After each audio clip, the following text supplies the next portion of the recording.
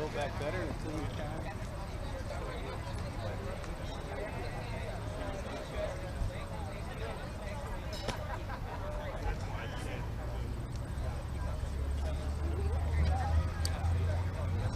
Hi. Sorry to bring you all out in the heat. On message, I guess. I think you should just do the whole press conference. Yeah, it's a little lonely right Here now. for you. Sounds like the speaker is. Oh, here's Leader Schumer. Yep. Everyone's so pumped. Yeah. Thank you for bringing it home. I hope that's okay. Absolutely. Whatever you need.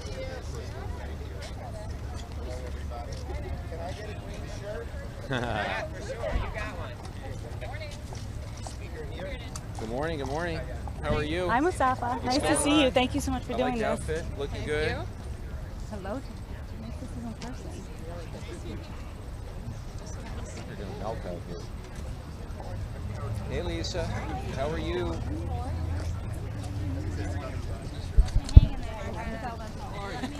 Great. Here we got the students back here. Hello, hello, hello. Hello, hello, hello.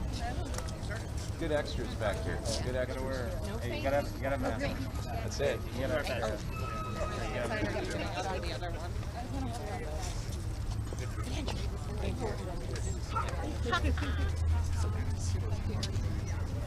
Long time no see, man. No bill yet? No. Yes, please. I think you hear. Speakers. Oh, yeah. Yeah, right. Let's There's someone you can make that.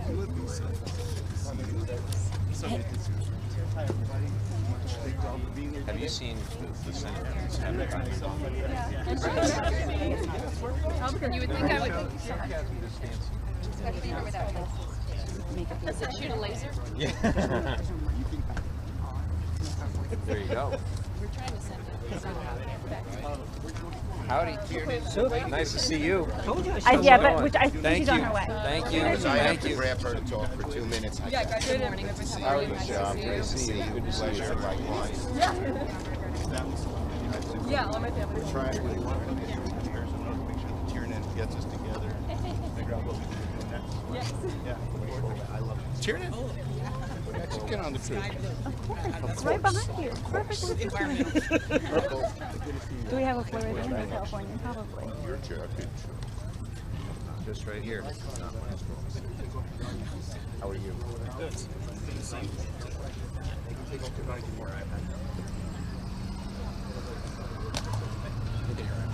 Yes.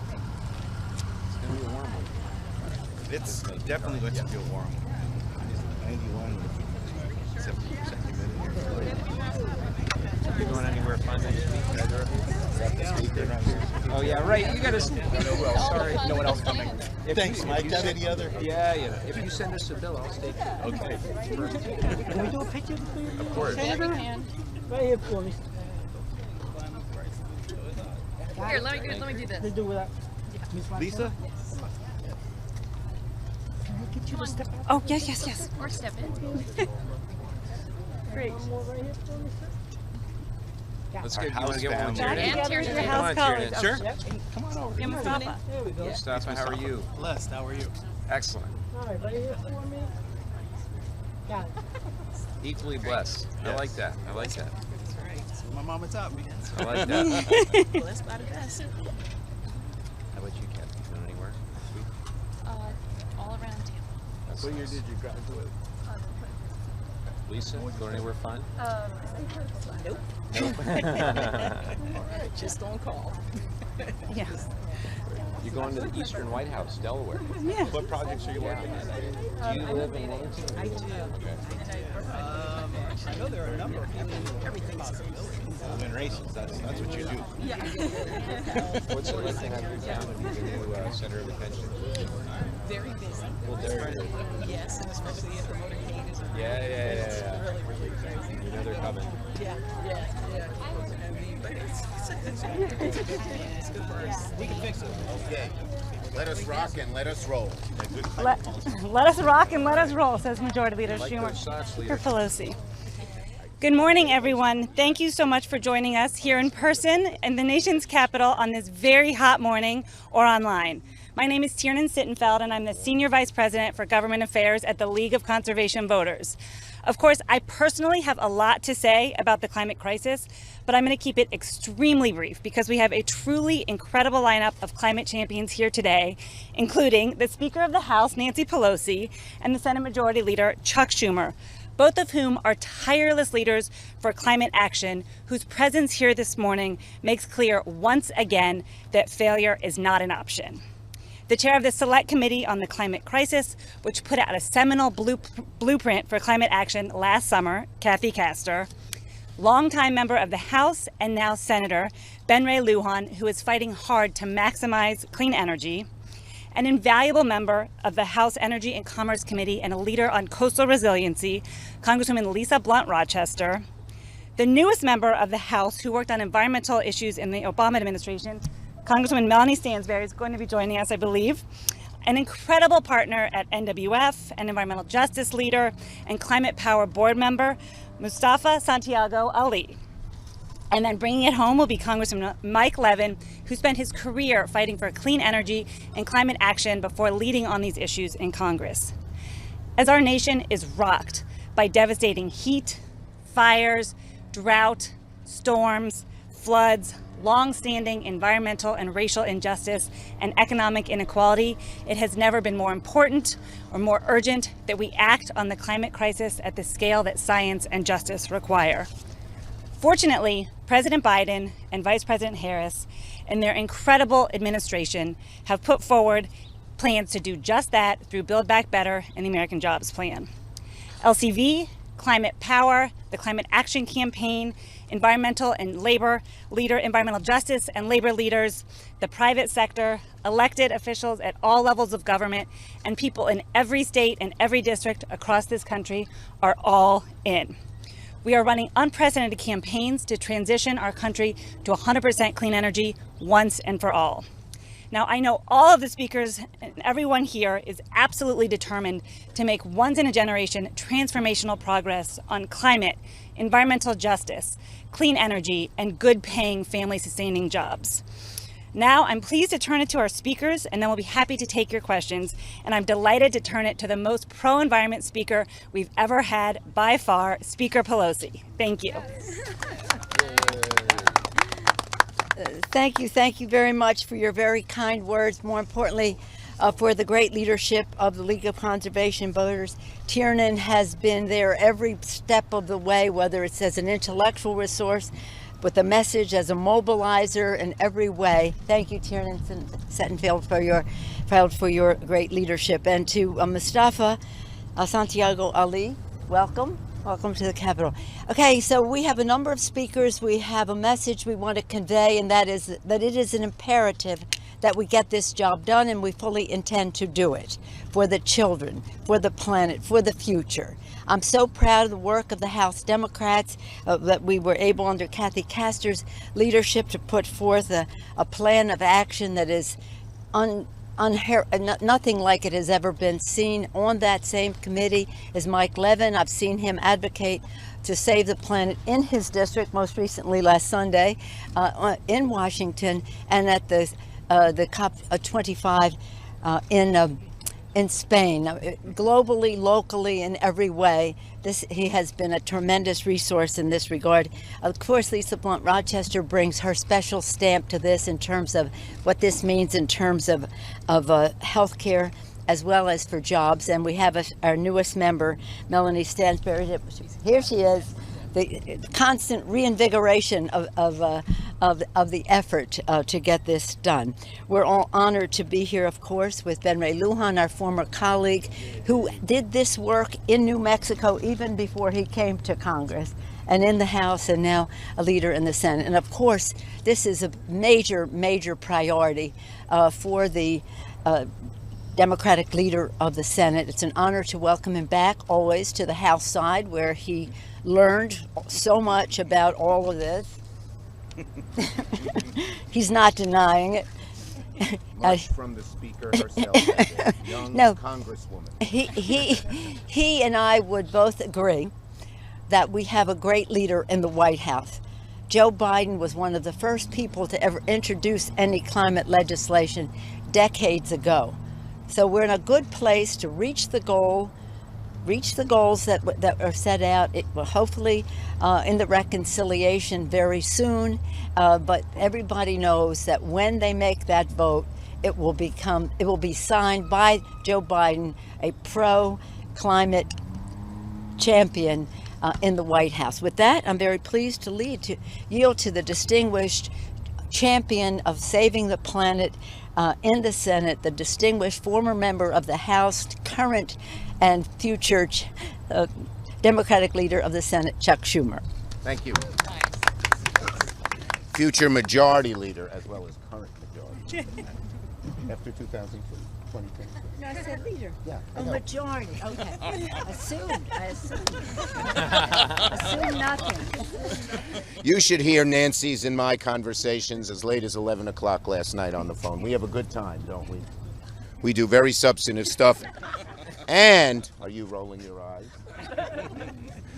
But on the phone, she laughs at my jokes much more than in person. I will say that. Okay. It's great to be here. I want to thank our great speaker, who's been a leader on these issues for a very long time, long before she even got to the House of Representatives.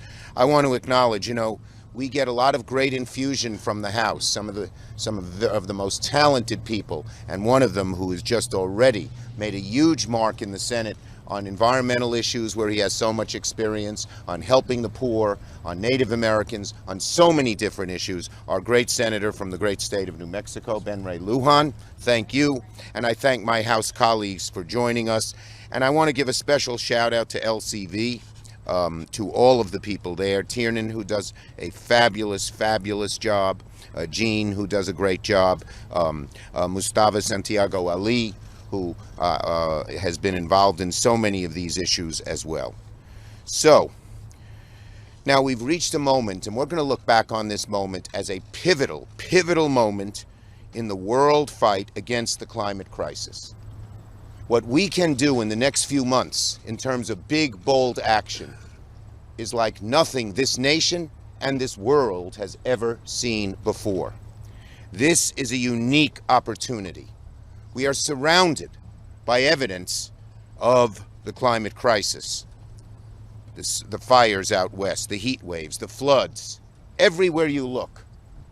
Because of global warming, things are getting worse and worse. And I tell my constituents in New York, COVID was horrible.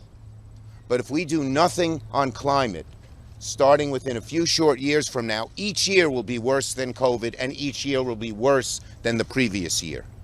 And that's why so many of us are so concerned with this, and no one is more concerned with this than our young generation. And I salute them, and I thank the young people here. Hold up those signs.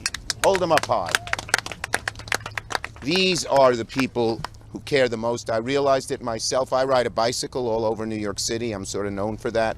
I'm not a spandex guy. I'm not going at 40 miles an hour. I go slow. I take things in.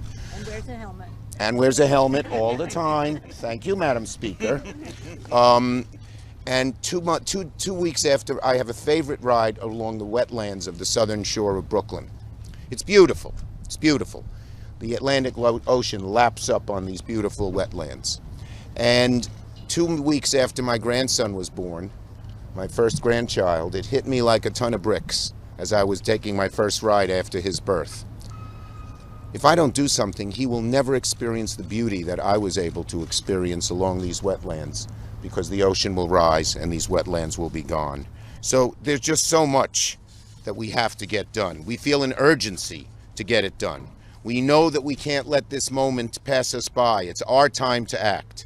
And as Majority Leader, I have made it clear I will not pass an infrastructure package that does not reduce carbon pollution at a scale commensurate with the urgency of the climate crisis we face. Plain and simple, and that's what Democrats intend to do. We're united in taking on the climate crisis as we move forward with a bold infrastructure plan, the Jobs and Family Plan. And through the bipartisan infrastructure bill and the budget reconciliation bill, the Senate will make our largest investments to tackle the climate crisis and environmental justice ever in our nation's history. We're going to act in a bold and comprehensive way to reduce emissions, make our infrastructure resilient, create the green jobs of the future, the three legs of the stool that Joe Biden has so brilliantly put together in his plan include climate, economic justice for communities, particularly communities of color that have been left out, and jobs, good paying jobs. And in so many instances, like in the Clean Cars for America proposal, which I was proud to author and President Biden put into his plan, we have union support.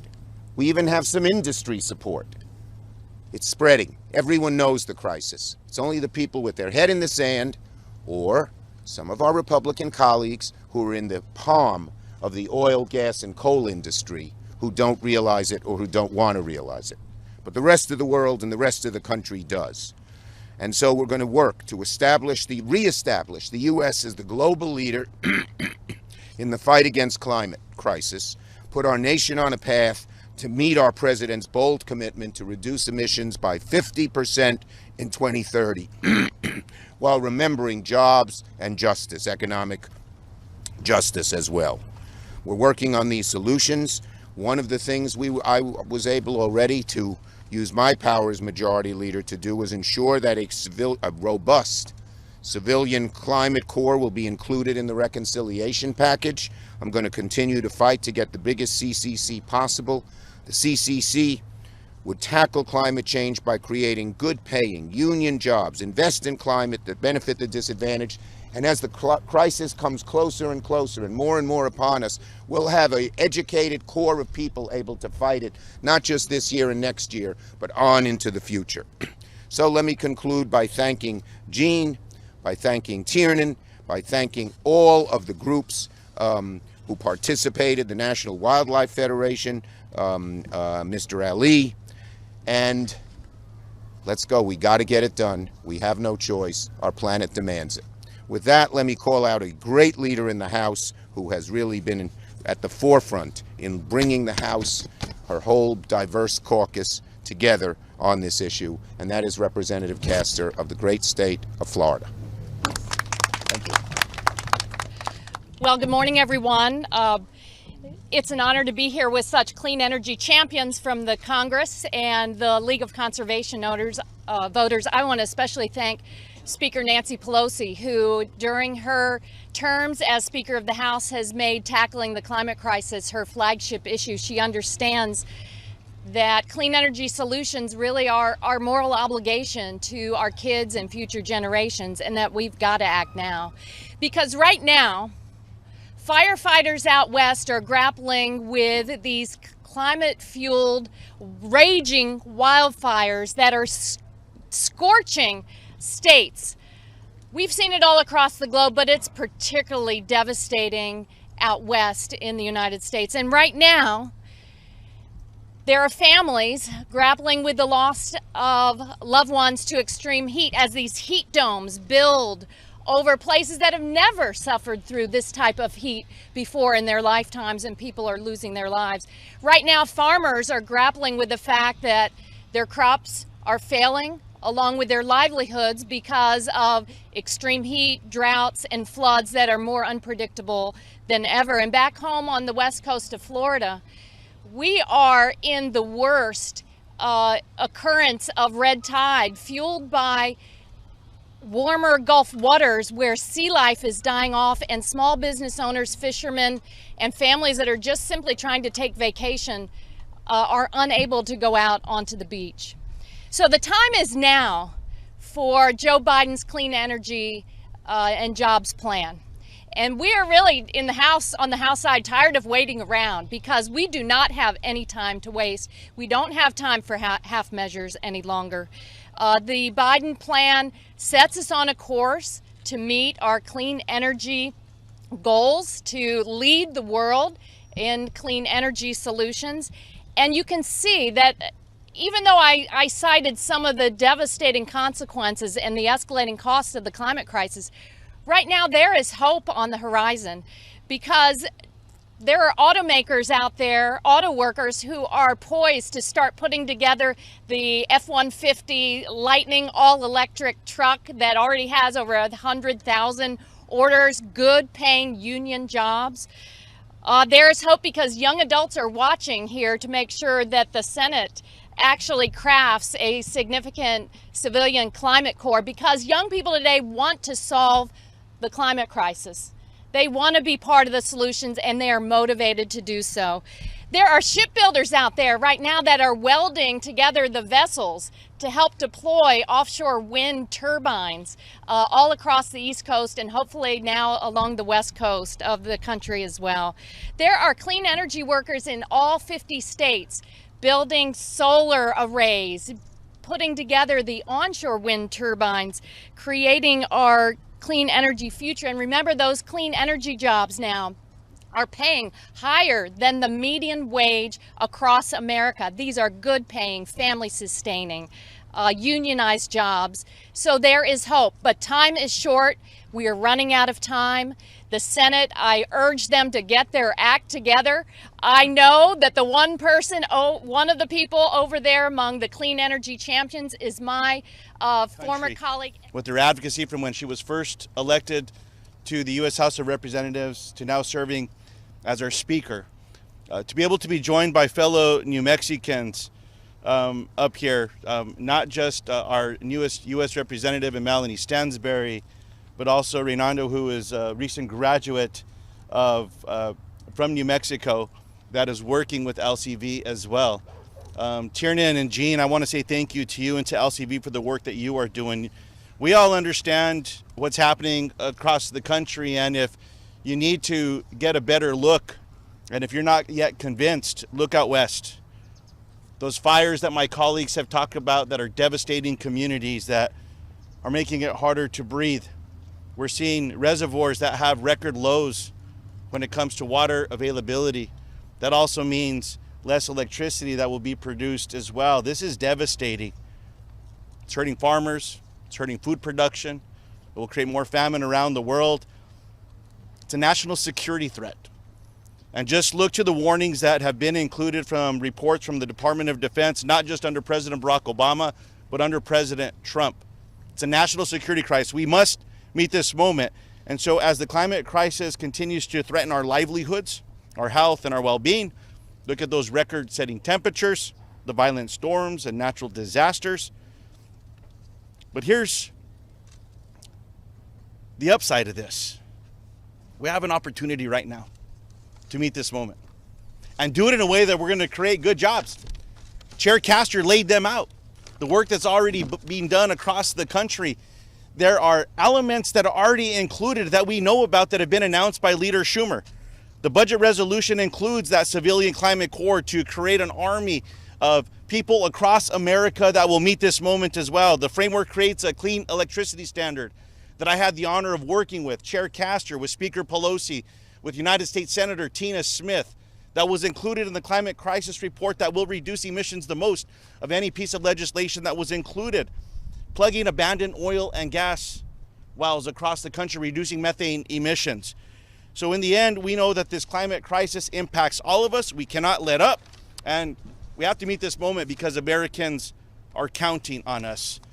It's an honor to be able to turn this over now to one of our other colleagues that has been championing these issues, that makes a positive difference every day, and that's none other than our very own United States Senator Lisa Blunt Rochester. Senator. Oh, did I say Senator? In a few years, we'll be announcing that, but Representative Lisa Blunt Rochester. Thank you so much. Thank you, Senator Lujan. Madam Speaker, Leader Schumer, in your absence, colleagues, guests, I'm so proud to be standing with some real environmental champions. I want to especially thank LVC, the League of Conservation Voters, for your tireless work and efforts. I have to admit, last night I really struggled. And I know everybody's over there, but I'm going to tell all of you who are still over here, I really struggled with how to, in a few minutes, really talk about the fate of our planet and her people. I went to sleep, I woke up, and I prayed, and then I typically will just pull a book off of a shelf of quotations. Today's book that I pulled with my eyes closed was Martin Luther King. And I opened up to page 8, and there's a quote that says, "All men are caught in an inescapable network of mutuality. The bottom line is we're all in this together. We are connected to each other. We are connected to this planet. And so that's why today there is a sense of urgency. There is a call to make sure that we get the bold investments that are necessary to meet the moment. You see, in Delaware, it's not about potential impacts. It's not about hypotheticals. We are the lowest lying state in the nation, and we are living the impacts of climate change and extreme weather every single day. When our president or I travel our state, we see environmental justice communities where when it rains, it floods. We see farmers who don't know how to predict the weather, so therefore they don't know how to predict the crops. We see our beaches erode every single day. We also see young people, like my niece, 17-year-old Hannah, who are scared to death of what the future holds and if there will even be a future. But while our plight is one of global proportions, so too are the opportunities for transformation. As the former Secretary of Labor of Delaware, a current member of the Energy and Commerce Committee, and the co-founder and chair of the bipartisan Congressional Future Work Caucus, I know that for decades, we've been given a false choice that it's jobs or the climate. But as my colleagues have already stated, it's both. We can't build a world-class infrastructure if we don't have good-paying jobs that lead to clean energy. It is the intersection of saving the planet and those who inhabit it, protecting our health, creating good-paying jobs, improving our quality of life, and ensuring equity, and justice for all.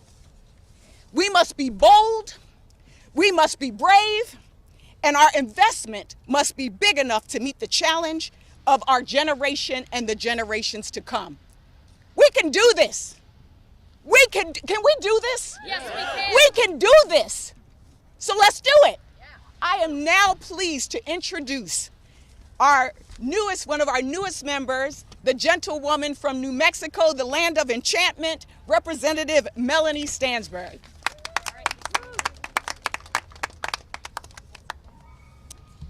Well, good morning.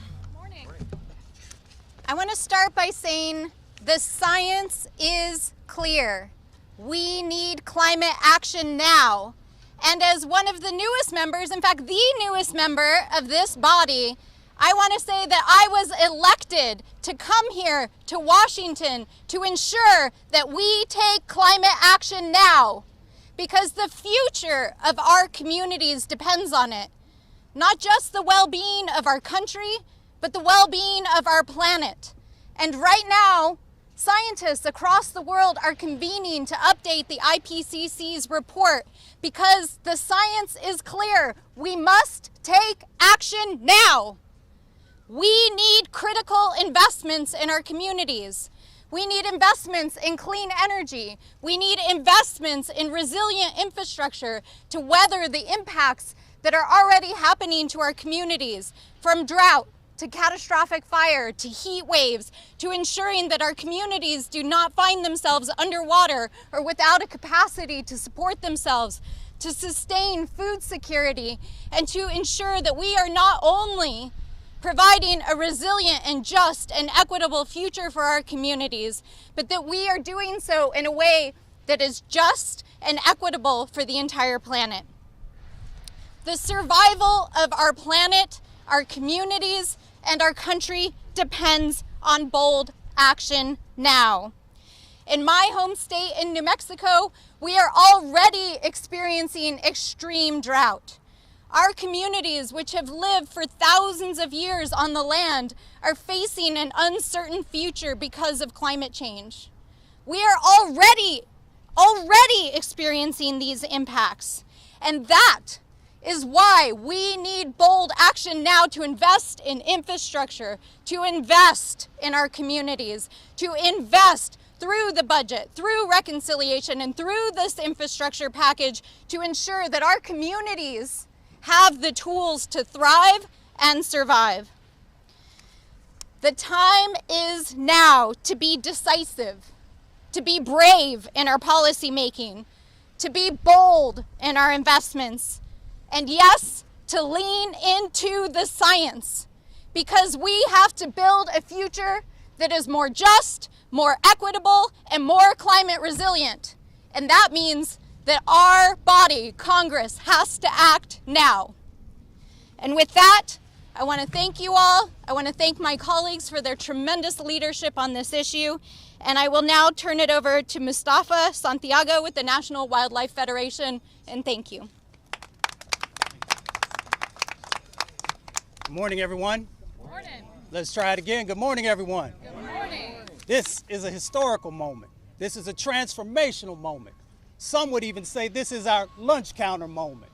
We have an opportunity to make real change happen, but we have to be serious, we have to be focused, and we have to be authentic.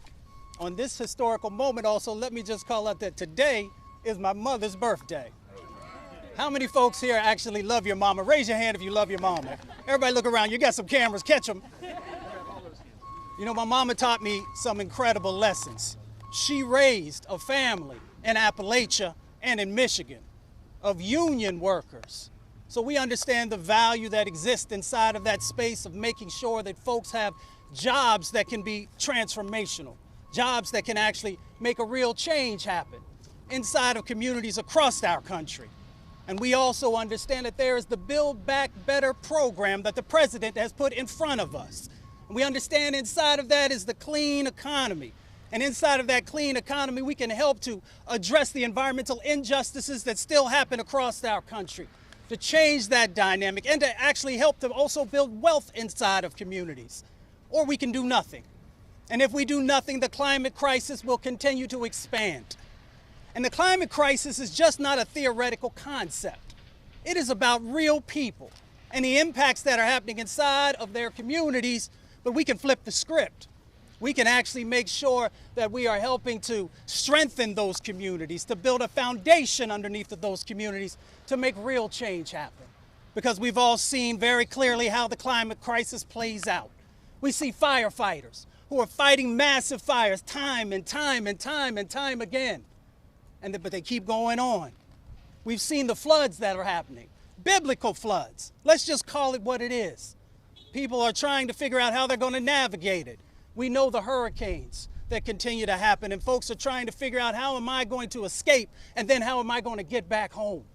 This is a part of the sets of opportunities that we have in front of us. If we are willing to make the investments, if we are willing to pull each other together to actually make real change happen, because we are talking about real people with real lives. We're talking about places like Port Arthur, Texas, and the Manchester community in Houston, Texas, hardworking folks who will continue to be impacted from the pollution that is warming up our oceans and warming up our planet and driving many of the climate emergencies that we find ourselves dealing with. How do we fix this is the question that far too many people still ask. The president has laid out a framework for us, but there are some things that we can do to make sure that are on his desk at this moment to make real change happen. We know that we've got to make real investments. So the climate energy tax credits are so incredibly important. $500 billion to make sure that we are supporting the infrastructure underneath of solar and wind and electric vehicles and charging stations, and to make sure that there is equity in that process where no one is left behind and everyone has the opportunity to benefit from that. We know that we need to have a clean electricity standard. We need that commitment that by 2035, we will have 100% clean electricity. Those in vulnerable communities will appreciate that, because over 100,000 people die prematurely every year in our country from air pollution, and we know where many of those drivers are coming from. If we can get to clean electricity, 100%, we can change that dynamic. The brothers and sisters in Detroit on the southwest side, when they look out and they see those refineries, understand the changes that have to happen. And not only that they have to happen, but they will happen if we are willing to come together to make real change happen. I will leave you with the words that I was raised on by Dr. Martin Luther King Jr., but before I do that, there's one element that we have not talked about today, and that is the For the People Act. We have got to pass the For the People Act. We have to make sure that both on the local, the county, the state, and the federal level that people's votes are protected so that we can continue to push to make sure that the right policies are in place and to make sure that also the investments are going to the spaces and places who have often been unseen and unheard. We can do that today. We've got to make sure the Justice 40 initiative, that those benefits and resources are making it to those communities who have been on the front lines working. We can do that today. Folks talked about the Climate Corps and how we can strengthen our natural infrastructure and how we can make sure that we are mitigating many of the impacts that we see in front of us. Dr. King said that we come to these shores in different ships, but we're all in the same boat now. I want you to think about that. We are in this boat together, but we have a North Star. The North Star is our new economy that is driven by justice. I'll share this with you as I close. I was taught as a young boy that we have power unless we give it away. Embrace your power. Hold people accountable. Get engaged in the process, and I guarantee you that we can make change happen. I'm Dr. Mustafa Santiago Ali. Thank y'all for a couple of minutes of your time. All right. Good job. Good job. Good job. Hi, everybody. I'm Mike Levin from Southern California. Mustafa is a hard act to follow, I've got to say. But by the way, you should notice that the House members stuck around. I don't know where Ben Ray and Senator, hopefully they went to negotiate a deal. But I told Senator Lujan, who we miss very dearly, that we are ready to stay as long as it takes if the Senate sends us a deal. And we miss him very much in the House. We miss him on the Select Committee. I want to thank LCV, Tiernan and Jean and everybody that's involved. You've just been amazing to work with. We're so honored to continue our work together. I want to thank Chair Castor for just her exceptional leadership on the Select Committee for the climate crisis. And I want to thank my colleagues, Lisa and Melanie, for the amazing work that they do. And I'm so hopeful that Speaker Pelosi, Leader Schumer, and others are going to come together in the coming days and weeks, and that we're going to be able to get a big bill that we can all be proud of across the finish line. I really want to focus for just a second on Southern California, because that's where I represent, in San Diego and Orange counties. We're seeing unprecedented impacts of the climate crisis. Rising sea levels, increasing storm surge that are causing our coastal bluffs in my district to erode more than ever before, threatening lives, threatening property, threatening critical infrastructure like the Los Angeles-San Diego rail corridor, one of the busiest in the United States. That rail service alone supports billions of dollars in economic activity as well as critical military operations throughout our region. So climate change is happening right now. It's not theoretical for us in Southern California. We see it, we feel it, our economy is suffering because of it. And lives and livelihoods are at stake.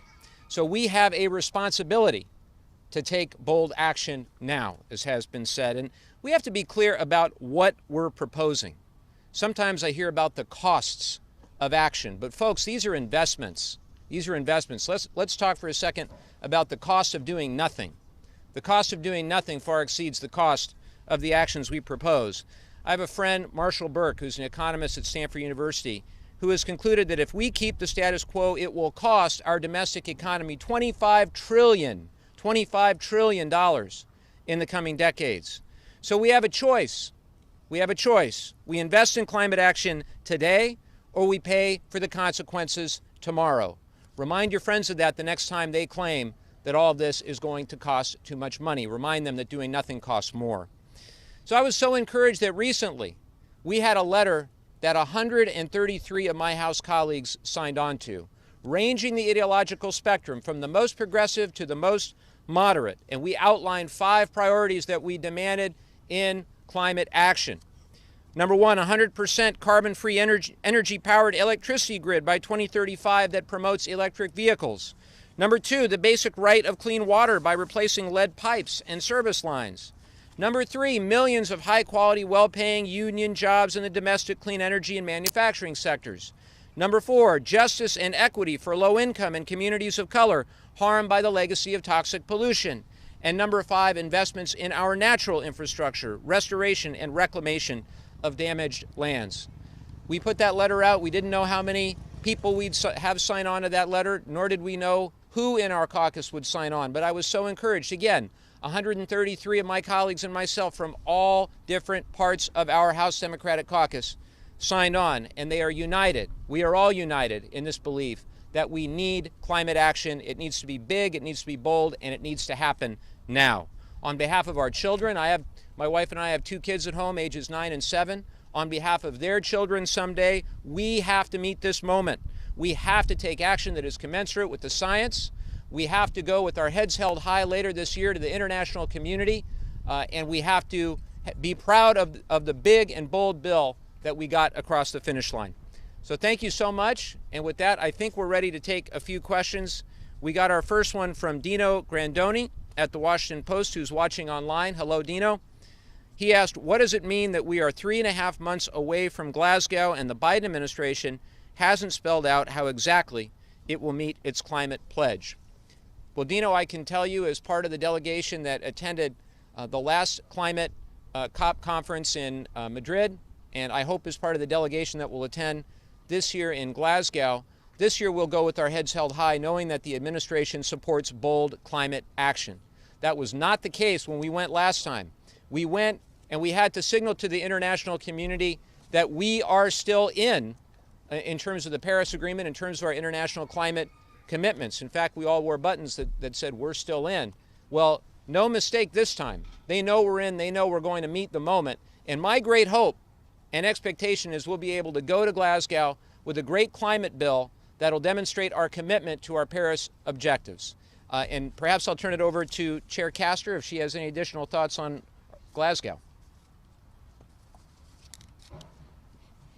Well, there's a reason that League of Conservation Voters is leading this presser today. It's up to the public. It's up to all of the people all across America right now who are entirely frustrated with the pace of progress here in Washington.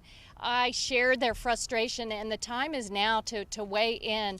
President Biden has put forward the most significant clean energy and jobs plan in the history of this country, and we are waiting for action in the United States, and all of us have been waiting for this, and they have got to produce a product that meets the goals for clean energy, reduces carbon pollution, and really meets the moral obligation that we have to our kids and future generations. That we just don't have any more time to waste, and but it's really up to the public. We need you now to weigh in with these senators. Thank you. Other questions? We have other questions? Yes, Congresswoman Castor, specific to Florida, can you speak to what the Congress can do about the current red tide crisis for the bloom? Well, in the context of clean energy here, you know, the Gulf of Mexico waters are very warm. We see it now with the most active hurricane season last year. You see it in rising costs on everyday families. They're paying more for flood insurance, property insurance, all that. So when it comes to climate, it is reducing carbon pollution. And Florida, unfortunately, it's called the Sunshine State, but we generate a very small percentage from solar power. You know, one of the things I love about Florida is we have the best citrus. We export it all over the country, all over the world. Why can't we do that with solar power and solar energy? That doesn't make sense whatsoever. We've got to make sure we are moving to the clean energy future, empowering workers, providing them those career paths in clean energy, and doing it, like my colleagues have said, with an eye towards equity so that everyone benefits. Anybody else? Great. I think we've kept you all out here in the heat for too long already. Thank you all so much for coming, and onward. Thank you. Thank you. Thank you. Good to see you. Great job, Mustafa. Tough act to follow this guy. I tell you what. Good job. Good job. Thank you. You're awesome.